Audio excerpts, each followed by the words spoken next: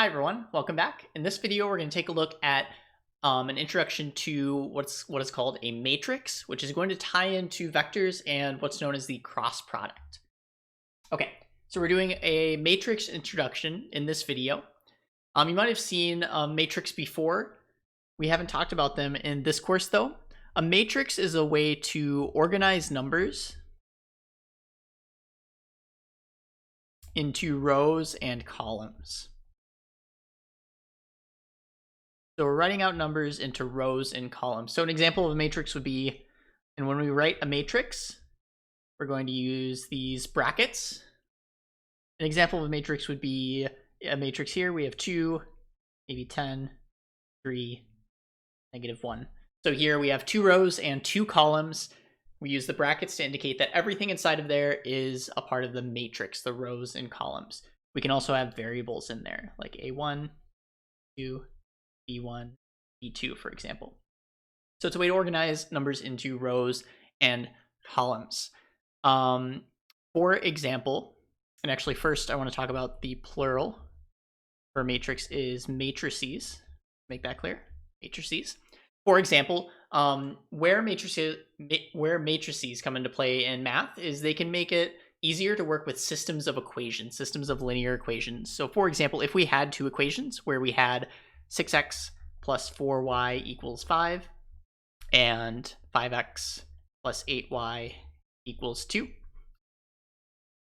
One way to rewrite this using matrices is to write it as 6, 4, and then 5, 8.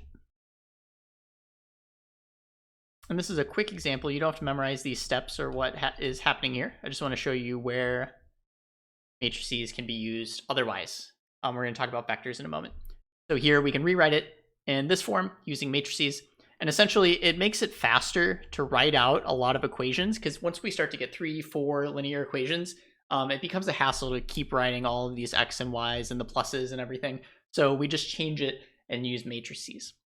Matrices can also be used to kind of like discover other properties about systems of linear equations, and they're used a lot if you ever take a college course called linear algebra. So they're used a lot in higher math as well. For this course specifically, we're going to look at what a matrix is and what is called the determinant of a matrix. When we're working with matrices, we can have a matrix like this, 2, 5, 4, 6. There's something that we can calculate. For each matrix, we can calculate a specific number associated with it, which is called the determinant. And the determinant, if we call this matrix A, the determinant is sometimes notated as determinant of A. Or another way to notate this is, instead of brackets, we're just going to draw vertical lines on both sides. And then we're going to draw all of the numbers in the matrix inside. So here we're taking the determinant, vertical lines being determinant of the matrix that's inside of there.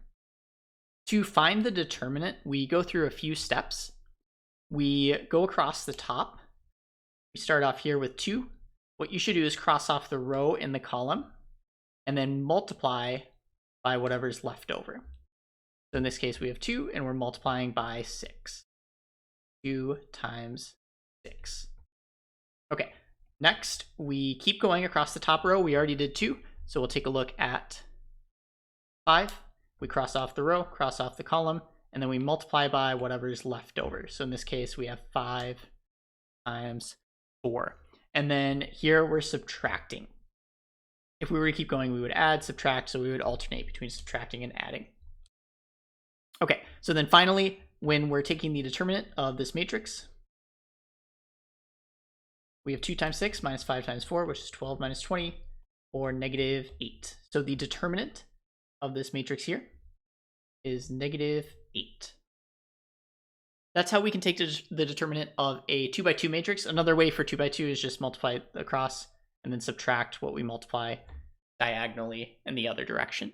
When we have 3 by 3 matrices, for taking the determinant, we would follow the same steps where we cross off the rows, cross off the columns, and then multiply from there.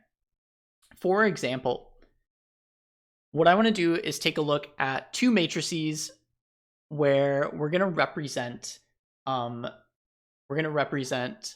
a vector using matrices. And specifically, we're going to look at 3D vectors. So let's let v equal 2i plus 3j plus 5k. And then we have w is I plus 2j plus 3k. Okay, so we have two vectors here. And what we can do is rewrite these as matrices, and then work with them finding the determinant. So when we rewrite these as a matrix, what we can do is write the I, j, and k up here. And then we just line up the coefficients. We have 2 and 1 for the coefficients for I, or the I components. In other words, we line up the components. We have 3 and 2, and then 5 and 3. So that's how we can rewrite it as a matrix. And then what we're specifically interested in here is not the matrix, but finding the determinant in this case. So to find the determinant, we'll go through the same steps we talked about before. We're starting with the top row, going left to right. We start with I. We cross off the row, cross off the column, and then we multiply by whatever's left over. In this case, because we still have a matrix left over, specifically a 2x2 matrix, what we'll do is copy down those numbers in the same order, and then we're going to be taking the determinant of that smaller matrix. So we'll use these vertical lines to indicate that. So we have that, and we have to multiply it by I. Next up, we continue to go across the top row. We're going to take a look at j. We'll cross off the rest of the row, cross off the column, and then we multiply by what's left over. In this case, what's left over is, we're subtracting. What's left over is we have a 2 on the left. As we go to the right, we have a 5. On the bottom, we have a 1. And as we go to the right, we have a 3. We're multiplying this smaller matrix, the determinant of it, by j. Finally, we keep going to the right. We're going to end up with k on the top row. We have k, we cross off the row, cross off the column, and then multiply by what's left over. We subtracted, so then we're alternating, we're going to add the last part. So plus what we have left over is the determinant of 2, 3, 1, 2 times a.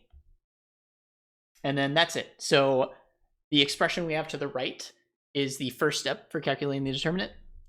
The next thing we'll do is we'll go ahead and calculate the smaller determinants. So for example, for I, we have 3 times 3 minus 5 times 2 times I. Then we have minus 2 times 3 minus 5 times 1 times j. And then finally, we have plus 2 times 2 minus 3 times 1 times k. At the end, when we calculate these, we end up with 9 minus 10, which is negative 1. So negative 1i. Here we have 6 minus 5, which is 1, so plus 1j. And then finally to the right, we have 4 minus 3, which is plus 1k. So at the end, when we took the determinant of this, we ended up with a vector where we have negative 1, and positive 1 for the 3 components. So that's the step for taking the determinant of 3x3 matrices. This process where we go through, write out a matrix, and then go through all these steps is called taking the cross product of two vectors, which is what we'll talk about next. All right, so here we're going to take a look at something called the cross product, which is a way to multiply vectors. And the result of a cross product is going to be a vector itself. So the dot product, which we've already talked about, is a way to multiply vectors, and the result is a scalar. Here, we're multiplying vectors, and our result is going to be a vector itself. So we're given two vectors. We're given v and w, and here we wrote them out. And a1, b1, c1, a2, b2, c2, those are just represent, those are variables, could represent any number. And then v cross w is one way to pronounce this. V cross w, or finding the cross product between v and w, is equal to, and then our book gives us this right side where we're taking all of these different variables and then multiplying them out. b1 times c2 minus b2 times c1. Next, we have a1 times c2 minus a2 times c1.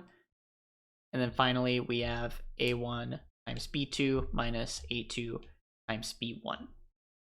The book just gives this to us, and then it starts to explain kind of like where it comes from. Where this comes from is exactly what we just looked at, where if we take these vectors and rewrite as matrices, or specifically as one matrix, and then find the determinant of that matrix, then what we'll end up with is the cross product. So looking back up here, we had these two matrices. It turns out that if we were to find the cross product of V cross W, our result would be this final vector we saw down here. It would be negative I plus J plus K. So to find the cross product, we go through this process of taking the determinant of a 3x3 matrix. We line up the components exactly how they appear in the equations, and then we have the variables up top. One thing to note is the order does matter. So V cross W means that V has to be here at the top and W has to be here at the bottom. So the order is important. So we go through this process, finding the determinant of a 3x3 matrix, rewriting the two matrices, finding that determinant, and then we end up with the cross product. This algebraic definition down here just writes out all the specific steps that we end up going through. But the process that I explained earlier, I think, is a better way to kind of like see what's happening, where all of these calculations come from. Okay, let's take a look at an example of finding the cross product next. So before we go over some examples of this, I actually want to talk about some properties of the cross product. So here we have a few properties, algebraic properties. First and foremost, if we take the cross product between a vector and itself, we end up with 0. Secondly, notice here if we have u cross v, that's equal to negative v cross u. So one important point here is that vector multiplication, or sorry, the cross product, multiplying using the cross product, it's not a commutative operation. And that's because it's what we're doing is we're working with matrices, and when we multiply matrices, we have an operation that's not commutative. So we can't just switch them around. The one that comes first is important. So we do need to pay attention to which vector is coming first when we take the cross product. Next up, if we have a scalar times u cross v, what we could do is just multiply the scalar by u, or we can multiply it by v and then take the cross product. And then finally is the distributive property. If we're crossing u times v plus w, we can also just cross u with v and u with w, add them up. Those are a few algebraic properties. Down here, we have a few geometric properties. So what's happening in terms of vectors?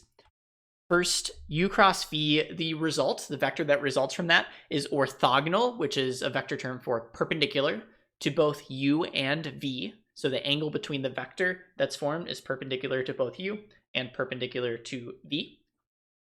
The magnitude of the cross product can be found using this equation. We take the magnitudes of each, multiply them, and then multiply that by sine of theta. And theta is just the angle between u and v. The magnitude also gives us a value. It gives us a scalar, and that scalar is the area of the parallelogram formed with sides u and v. And we'll take a look at these two a little bit more specifically. Sorry, we'll take a look at this one and this one in a few moments by visualizing it. Finally, u cross v is 0 if and only if. If and only if, all that means is that we could go in both directions. The cross product is 0 if u and v are parallel. So if they're parallel, in other words, they don't, we can't form an angle between them, then the cross product is going to be 0. The if and only if means that if they're parallel, we also know that u cross v equals 0. Okay, let's take a look at a visualization really quick. All right, so here we have a cool little visualization on GeoGebra website of the cross product between two vectors. So here we're looking, if you look on the left, we're looking at two vectors v and our second vector here, which is we have b sub v, a sub v. We have two vectors, a going to c and a going to b here. And then we have some calculations up here specifically, but the visualization on the right, I think, is the most important. So when we take the cross product of these two vectors, we end up with this vector here. One thing to notice is that, so we're working in 3D, this vector is perpendicular to both of the original vectors. So it forms a right angle. In other words, we find the plane that the two vectors share, and then the cross product is perpendicular to both of them. So if we were to take the angle between the cross product and either of the original two vectors, we would end up with a 90-degree angle. So that's what we mean when we say orthogonal or perpendicular to both of the original vectors. Secondly, when we talk about the magnitude of this cross product is equal to the area that we see down here. So this parallelogram formed when the two vectors are two sides, and then we just copy those sides parallel over here. That means a few things. So if we take our cross product, if you take a look at the length of our cross product, the magnitude, if we were to make this parallelogram smaller by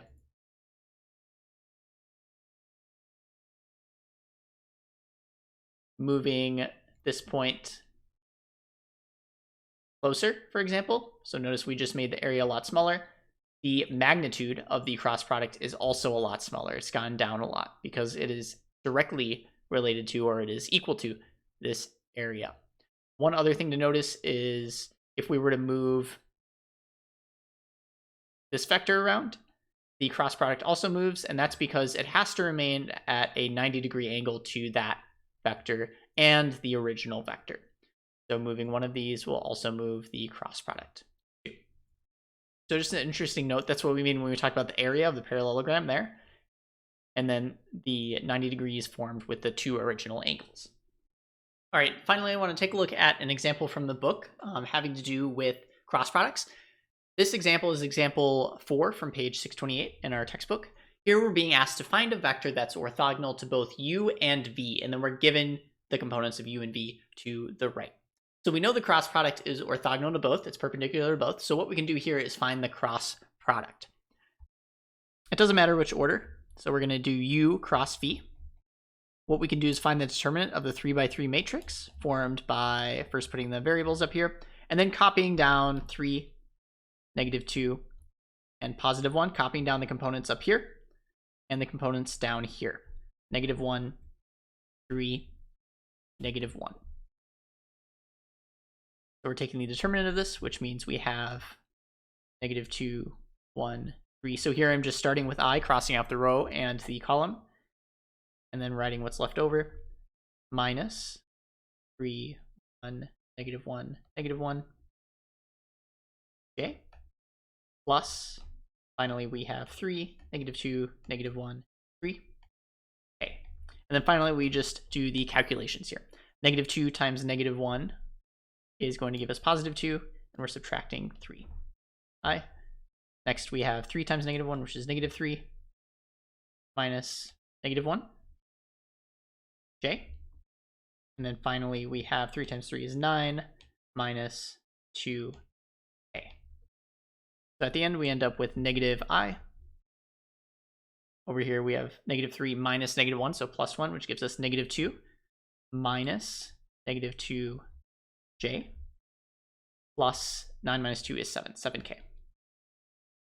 So -I plus 2j plus 7k is our final value.